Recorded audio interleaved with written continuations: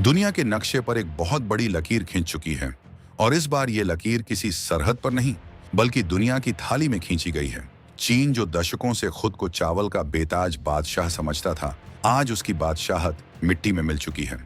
साल 2026 की ये ताज़ा रिपोर्ट बीजिंग से लेकर वॉशिंगटन तक हड़कंप मचा रही है, क्योंकि भारत ने वो कर दिखाया है जिसकी कल्पना आज से 5 साल पहले किसी ने नहीं की थी। आंकड़े गवाह हैं कि भारत का चावल उत्पादन अब 150 मिलियन टन के जादुई आंकड़े को पार कर गया है, जबकि चीन 145 मिलियन टन पर ही हाँफ रहा है। ये सिर्फ खेती की खबर नहीं है, ये ग्लोबल पावर शिफ्ट का सबसे बड़ा सबूत है। आखिर कैसे भारत ने ड्रैगन को उसी के खेल में पटखनी दे दी? क्या भारत अब दुनिया की भूख मिटाने वाला इकलौता सुपर पावर बनने जा रहा है? ये समझना बहुत जरूरी है, क्योंकि खेल अब सिर्फ अनाज का नहीं बल्कि आने वाले दशक की सबसे बड़ी ताकत यानी फूड डिप्लोमेसी का है।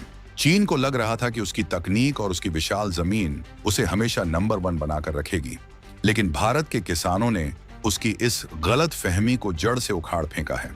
आज भारत सिर्फ उगा नहीं रहा बल्कि पूरी दुनिया के बाजारों पर कब्जा कर चुका है। करीब 20 मिलियन टन से ज्यादा चावल भारत विदेशों में एक्सपोर्ट कर रहा है।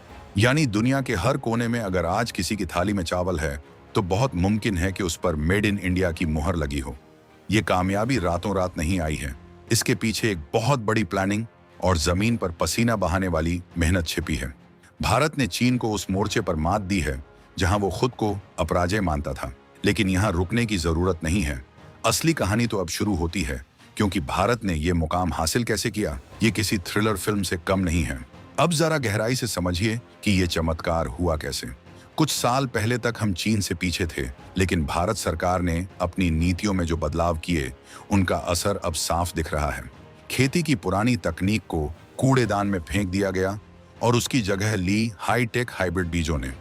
भारतीय वैज्ञानिकों ने ऐसी किस्में तैयार की जो कम पानी में ज्यादा पैदावार देती हैं और मौसम की मार भी झेल लेती हैं। इन बीजों ने देश के कोने कोने में, चाहे वो पंजाब हो या पश्चिम बंगाल, उत्पादन की रफ्तार को डबल कर दिया। चीन अपनी पुरानी पड़ चुकी तकनीक और घटती उपजाऊ जमीन से जूझ रहा है, वहीं भारत ने अपनी नई तकनीक से हर एक एकड़ से पहले के मुकाबले कहीं ज्यादा अनाज निकालना शुरू कर दिया है। ये वही भारत है जिसे कभी अपनी भूख मिटाने के लिए दूसरों की तरफ देखना पड़ता था, लेकिन आज 2026 में पासा पूरी तरह पलट चुका है। यहाँ बात सिर्फ अनाज की बोरियों की नहीं है, बात है उस दबदबे की जो भारत अब पूरी दुनिया पर बनाने जा रहा है। आप सोचिए, जो देश दुनिया का पेट भरता है, उसकी बात सुनने के लिए हर बड़े देश को मजबूर होना पड़ता है। आज मिडिल ईस्ट हो, अफ्रीका हो या फिर यूरोप के कई देश, सब भारत की तरफ उम्मीद लगाए बैठे हैं। चीन ने अपनी इमेज खराब कर ली है, उसकी सप्लाई चेन पर किसी को भरोसा नहीं रहा, लेकिन भारत ने एक भरोसेमंद सप्लायर के तौर पर खुद को स्थापित किया है। ये भारत की फूड पावर है। जब भारत अपने चावल के एक्सपोर्ट पर हल्की सी भी रोक लगाता है तो पूरी दुनिया के बाजारों में हाहाकार मच जाता है। ये ताकत दिखाती है कि अब ग्लोबल राजनीति का रिमोट कंट्रोल नई दिल्ली के हाथ में आ गया है। चीन जो कल तक अपनी मैन्युफैक्चरिंग के दम पर दुनिया को डराता था, आज भारत ने उसे खेती के मैदान में धूल चटा दी है। लेकिन क्या ये जीत इतनी आसान थी?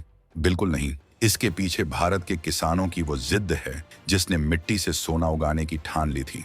सरकार ने स्मार्ट फार्मिंग और डिजिटल एग्रीकल्चर को जिस तरह से बढ़ावा दिया, उसने गेम बदल दिया। ड्रोन से कीटनाशकों का छिड़काव हो या मिट्टी की सेहत की डिजिटल जांच, इन सब ने मिलकर उत्पादन को उस लेवल पर पहुंचा दिया जहां चीन का पहुंचना अब सपना सा लग रहा है। 150 मिलियन टन का ये आंकड़ा सिर्फ एक नंबर नहीं है, ये चीन के अहंकार पर करारी चोट है। चीन अपनी घटती वर्कफोर्स और बूढ़ी होती आबादी के कारण खेती में पिछड़ रहा है, और भारत अपनी युवा ऊर्जा और नई सोच के दम पर छलांगे मार रहा है। ये एक नए युग की शुरुआत है जहां भारत अब फॉलोअर नहीं बल्कि लीडर बन गया है। पर इस बड़ी कामयाबी के साथ एक ऐसा सच भी जुड़ा है जो हमें डराता है। चावल उगाना कोई बच्चों का खेल नहीं है, इसमें पानी की बेतहाशा खपत होती है। 1 किलो चावल उगाने के लिए हजारों लीटर पानी लगता है।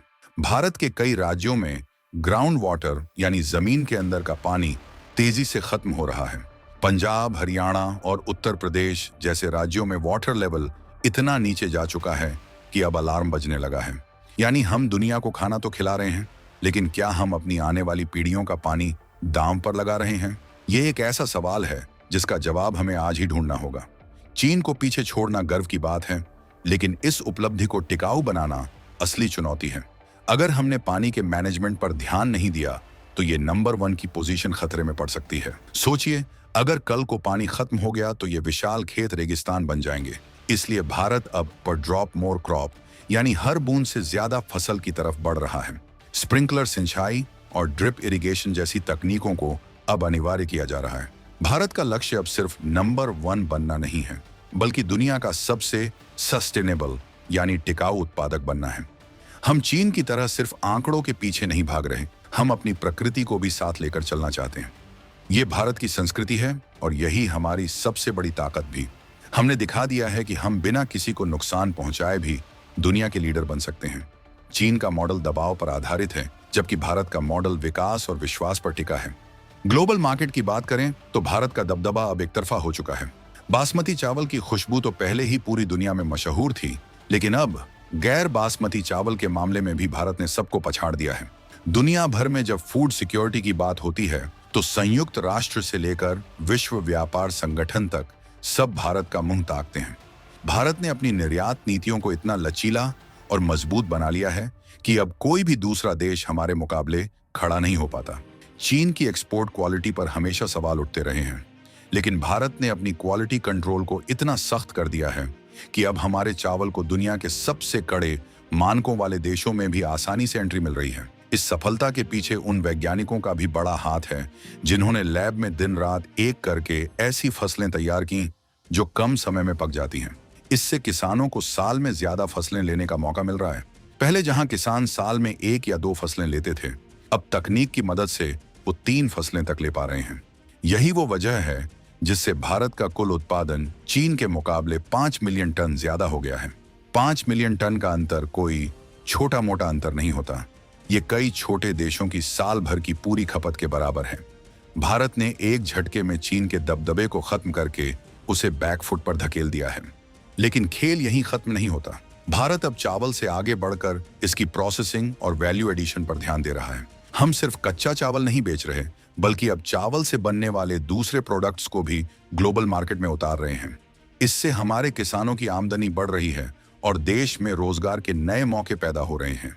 चावल की भूसी से लेकर उसके तेल तक हर चीज का इस्तेमाल हो रहा है। ये वेस्ट टू वेल्थ वाला मॉडल ही भारत को भविष्य की इकोनॉमी का केंद्र बनाएगा। चीन अभी भी पुराने ढर्रे पर चल रहा है, जबकि भारत ने मॉडर्न बिजनेस और ट्रेडिशनल फार्मिंग का जो मेल तैयार किया है वो लाजवाब है। आज जब हम 2026 में खड़े होकर पीछे मुड़कर देखते हैं तो गर्व होता है कि हमने अपनी कमियों को अपनी ताकत बना लिया। कभी हमारे पास अनाज के गोदाम खाली हुआ करते थे और आज हमारे पास इतने गोदाम हैं कि हम पूरी दुनिया को खिला सकते हैं। ये भारत की सामर्थ्य का प्रतीक है। चीन को पीछे छोड़ना सिर्फ एक पड़ाव है, मंजिल नहीं। हमारी मंजिल है एक ऐसा भारत जो आत्मनिर्भर भी हो और दुनिया का अन्नदाता भी। हमने साबित कर दिया है कि अगर सही नीतियां और मेहनत एक साथ मिल जाएं, तो दुनिया की कोई भी ताकत भारत को आगे बढ़ने से नहीं रोक सकती। ड्रैगन अब सिर्फ अपनी सीमाएं बचाने में लगा है और भारत पूरी दुनिया की थाली में अपनी जगह बना चुका है। इस पूरे बदलाव में एक और खास बात है और वो है भारत की लॉजिस्टिक्स पावर। हमने अपने बंदरगाहों, सड़कों और रेलवे को इतना मजबूत कर दिया है कि खेत से निकला चावल चंद दिनों में दुनिया के किसी भी कोने में पहुंच सकता है। पहले ट्रांसपोर्टेशन में बहुत वक्त और पैसा बर्बाद होता था, जिससे भारतीय चावल इंटरनेशनल मार्केट में महंगा हो जाता था।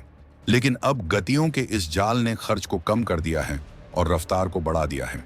यही वजह है कि आज वियतनाम, थाईलैंड और पाकिस्तान जैसे देश जो चावल के बड़े खिलाड़ी थे, वो भारत की रफ्तार के सामने फीके पड़ गए हैं।